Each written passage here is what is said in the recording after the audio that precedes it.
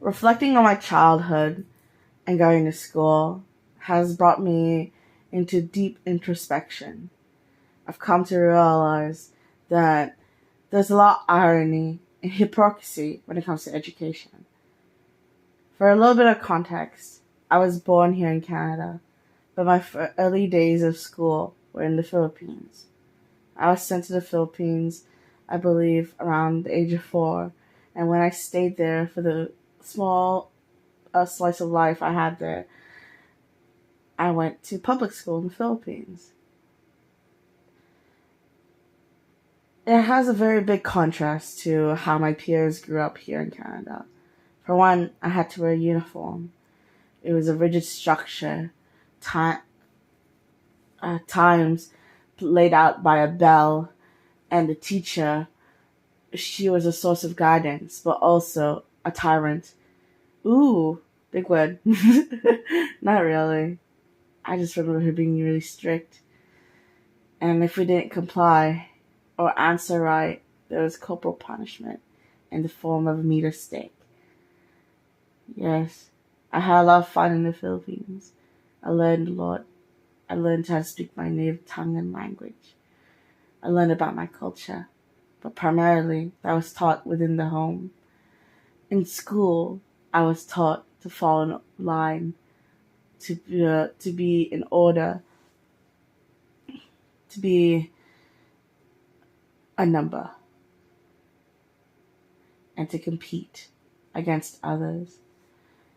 In school, a public school for children, we were not taught how to read in our native tongues or how to speak it more eloquently.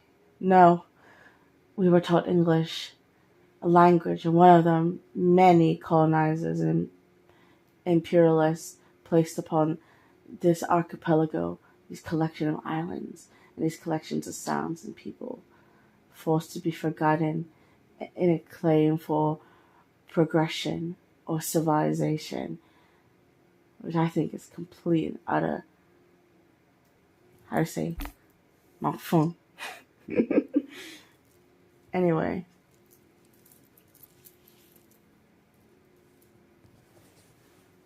I hated going to school in the Philippines. I didn't feel enlightened there. It felt suffocating and constrained. And, I hate wearing uniforms. I didn't understand why we needed to wear these things or why we did these things. They didn't explain things. They just expected you to fall in order. And I've become very accustomed to that type of thinking and belief since even when I came back home here in Canada, I was raised under the same expectations inside the household. Did that stop me from doing the stuff I wanted to do? No, I'm a little bit too stubborn for that. But yeah, the contrast of going to school here in the Philippines was vastly different. See, in the Philippines, they had more of this Western colonized idea of what education should be. It should be hierarchy.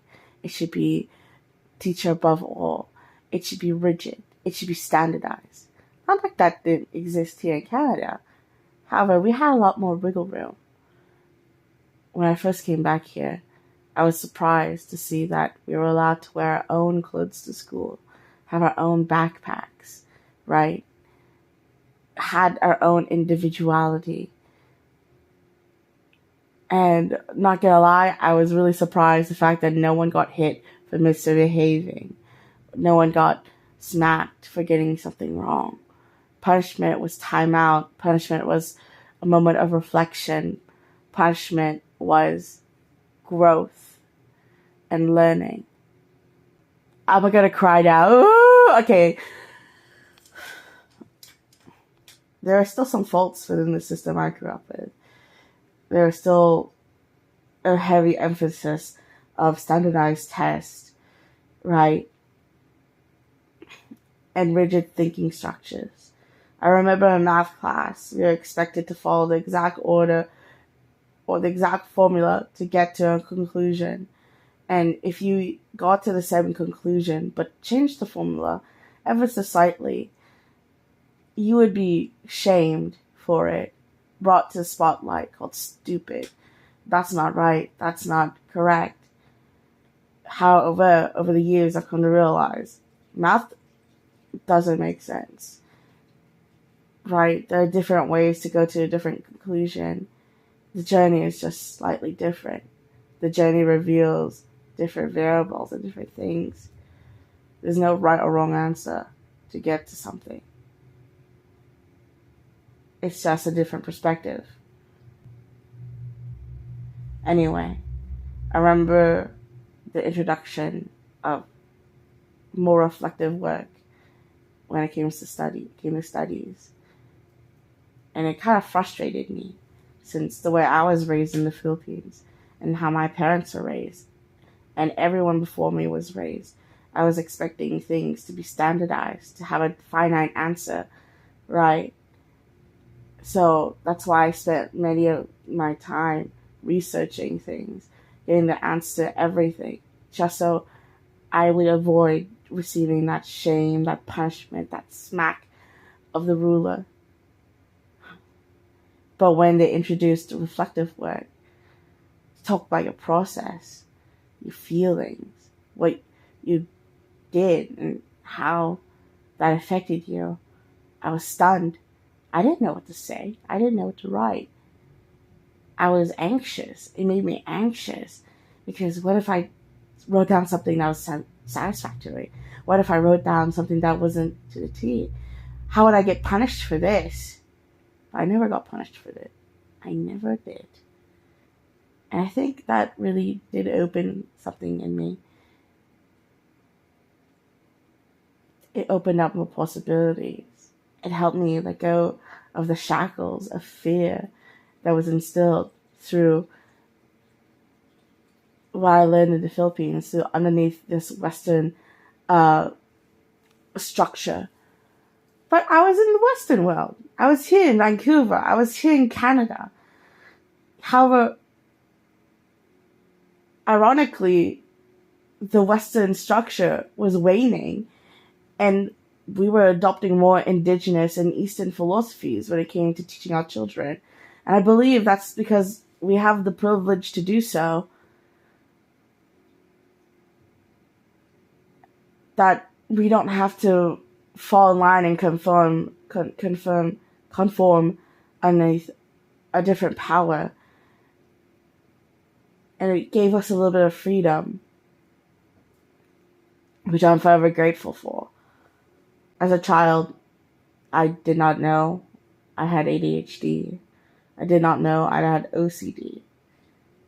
And I did not know that my organs and my endocrine system was actively failing me and getting in the way of my studies. For years, I always thought that I was a problematic child, that I was lazy, unfocused, despite the fact that I had the highest marks or had my teachers' praise. I always struggled and felt alienated. And I feel like because our teachers here in the Western sphere were so overcome and overburdened with too many students, they didn't have enough time to realize that the student of theirs wasn't an issue or problem, but was having a struggle that they didn't even understand. I believe if we had classrooms that focused on the Socratic method of speaking face to face, right, and more intimate, one-to-one, my teachers would have noticed that, and they would have been able to develop a teaching plan in order to accommodate me and help me understand complex topics and stay on task. But because I was one of many students in a classroom, I was one of many children who probably were walking around with undiagnosed developmental disorders, I was simply forgotten or ignored. And that's quite unfair.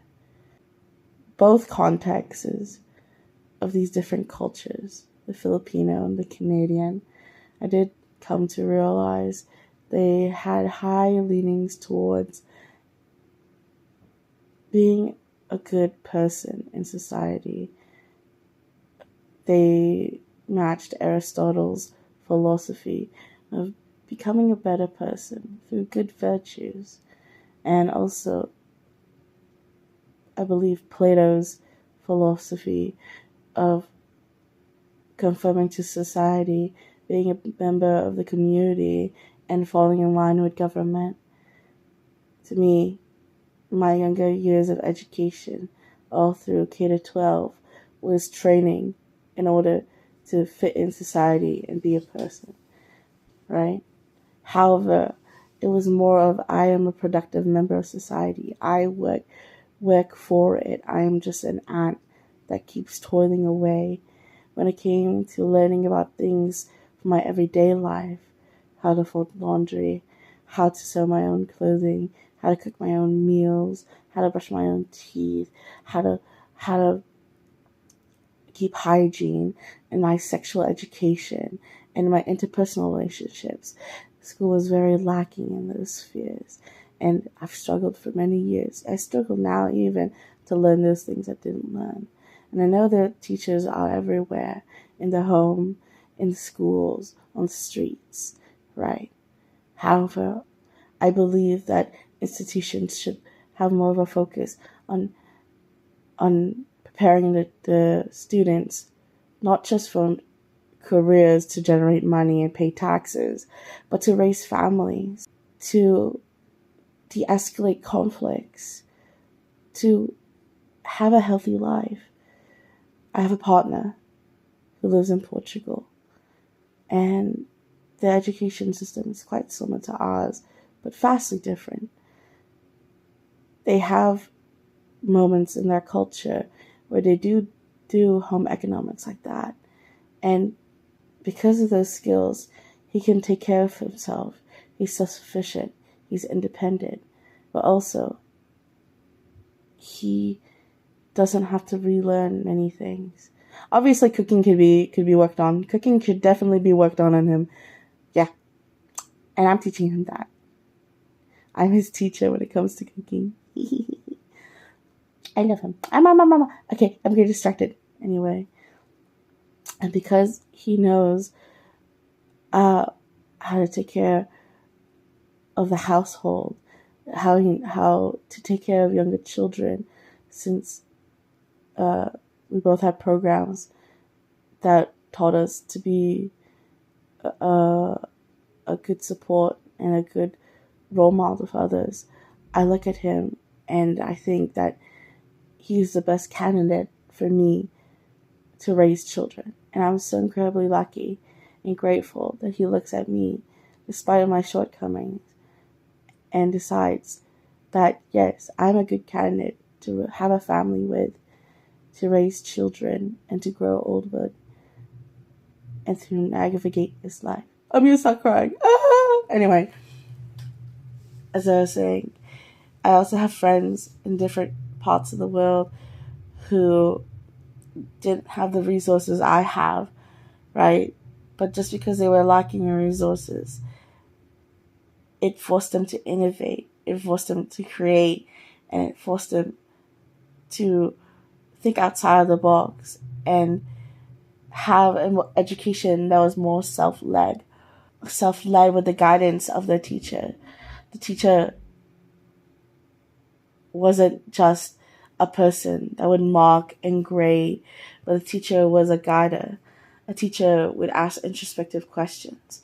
A teacher would connect with the students one-to-one and speak to the collective and give answers, not by a finite answer, but give answers by asking questions.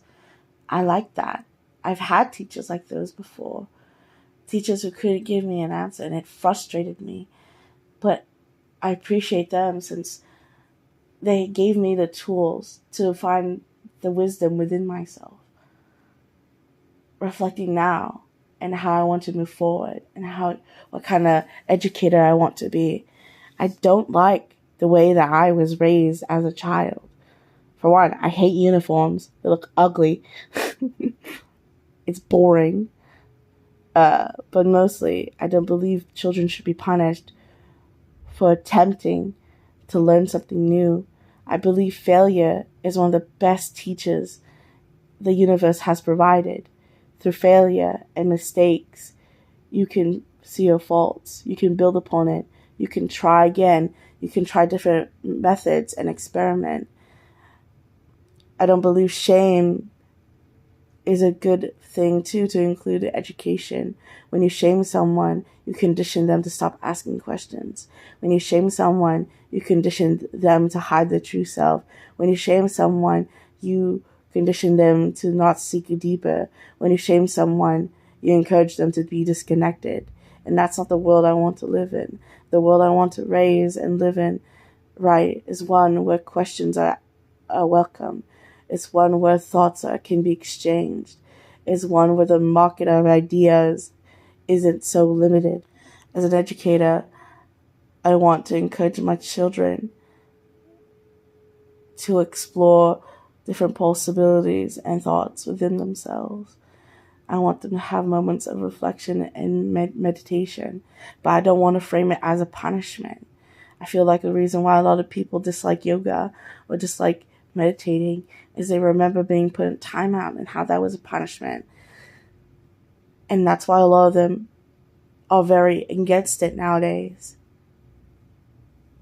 I want to have moments of reflection and meditation as a reward. I want mistakes to be not necessarily celebrated, but acknowledged, but not with shame. I want humor to be my classroom. I want fun to be an educational tool. I really do believe that these things are possible. And I really do think that going with this approach and developing it further will really help not only me, but the world become a better place. Thank you.